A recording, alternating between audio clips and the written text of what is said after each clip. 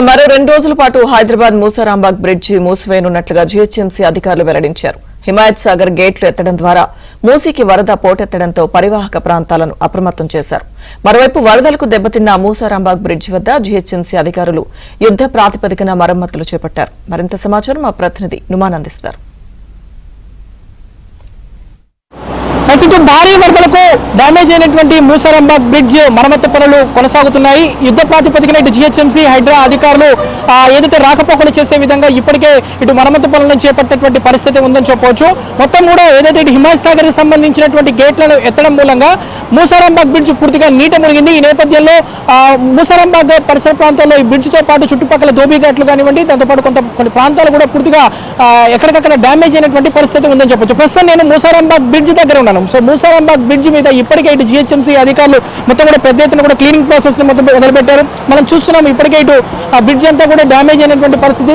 ఈ చుట్టుపక్కల ఏదైతే ఇటు రిటర్నింగ్ వాల్ కూడా దెబ్బతిన్నటువంటి పరిస్థితి ఉందని చెప్పొచ్చు. సో రిటర్నింగ్ వాల్ దెబ్బతిన్నాయి, దాంతోపాటు ఇప్పుడు పిల్లర్లు కూడా కొంత డ్యామేజ్ అవుతున్నటువంటి నేపథ్యంలో ఇటు జీహెచ్ఎంసీ తో పాటు ఇటు హైడ్రా అధికారులు మొత్తం కూడా క్లీనింగ్ ప్రాసెస్, దాంతోపాటు గుర్రపు డెక్క, చెత్తా చెదారం అంతా కూడా నిలిచిపోయినటువంటి పరిస్థితి. వీటన్నిటిని కూడా క్లీన్ చేసే పనిలో పడ్డైనటువంటి సిచ్యువేషన్ అయితే మనకు కనిపిస్తుందని చెప్పొచ్చు. సో ప్రస్తుతం మనం మూసారాంబాగ్ బ్రిడ్జ్ దగ్గర ఉన్నాము. మూసారాంబాగ్ బ్రిడ్జ్ మీద ఇప్పటికిప్పుడు జీహెచ్ఎంసీ అధికారులు కూడా చేరుకొని ఇక్కడ దృష్టి పెట్టినటువంటి పరిస్థితి ఉందని చెప్పొచ్చు. ప్రస్తుతం మనతో పాటు మాట్లాడిన డీసీ గారు ఉన్నారు, వారితో కూడా మాట్లాడదాం.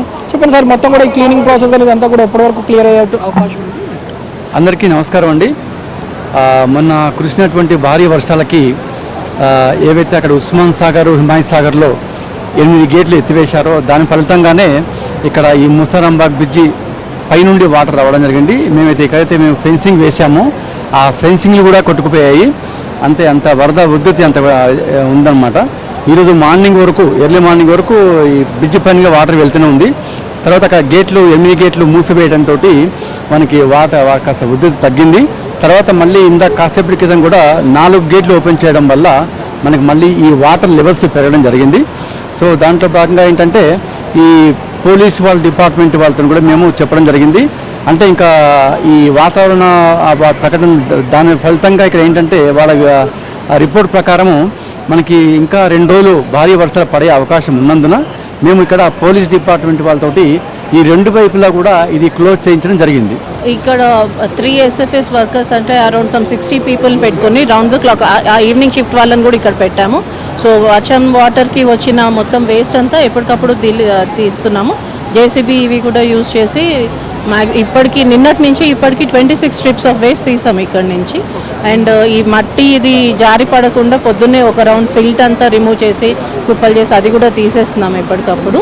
అండ్ పక్కన అకామిడేషన్ ఇచ్చిన 12 సెంటర్స్లో కూడా మా శానిటేషన్ స్టాఫ్ని అక్కడ ఉంచి రెగ్యులర్ శానిటేషన్ అండ్ ఫుడ్ అది ఇవ్వడానికి కూడా అన్ని ఏర్పాట్లు చేస్తాం.